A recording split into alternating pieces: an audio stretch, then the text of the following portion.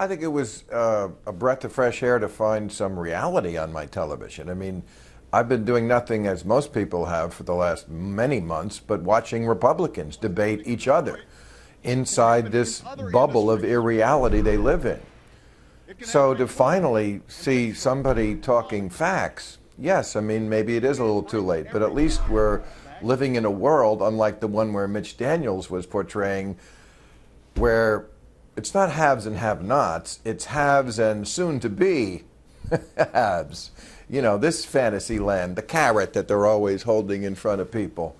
At least Obama is living in the world of reality, would be my answer. There are ways in which Obama has been disappointing, but he always seems to come up on the bottom of the ninth and hit it out of the park like I thought he did last night in the debate. And of course, nothing focuses the mind so much as seeing Republicans.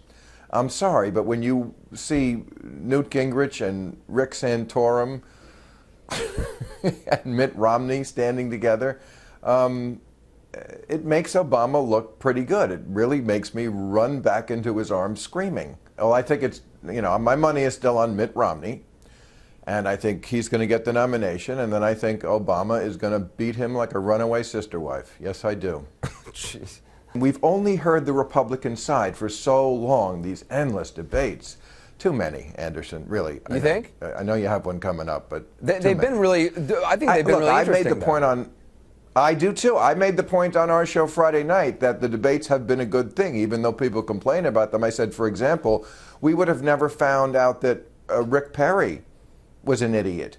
You know, he was the guy that everybody was banking on for a while because he was just this mythical figure from Texas.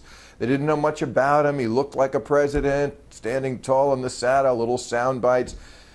Then he got a chance to open his mouth. Well, you know, it's like the cute guy in the bar. The girl's all excited to meet him, and then he talks to her for 2 minutes, and she's like, get me away from this guy. I can't even do it. That was from the debates. But look, there's a point where it's just too much. Why do we need 2 debates in Florida, 3 days apart? You know, it's like any television series. You love it, you love it, you love it, but at a certain point, you know, it hits a peak, it jumps the shark, and then we're looking for something else. And I feel like that's where we are with this debate. I mean, Monday was a bad episode. It was a bad episode of this series. We got a text 360 question comes from Sean. Is there a position on which you agree with the Republican candidates? You said pretty much, at least in terms of foreign policy, I think you said you're on the same page as Ron Paul. Absolutely, but Ron Paul certainly doesn't express the opinions of most Republican voters, I don't think. You know, yeah, most Republican voters, they look at, or at least the audience, when Ron Paul, and I got to say, you know, Ron Paul has some crazy ideas, like getting rid of the Fed. Yeah, let's go back to the whims of the mining industry and the gold standard. You know, stuff that I just don't agree on. What he said about health care, we should just go back to neighbors helping out.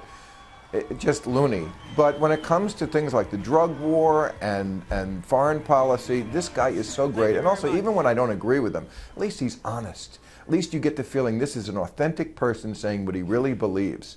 And as far as what he says about foreign policy, the guts to stand up there debate after debate while they boo him or look at him like he's got 3 heads, the others just stare at him like, what are you talking about? The golden rule? Please, Ron Paul. This is the party that loves Jesus. What are you doing quoting the golden rule?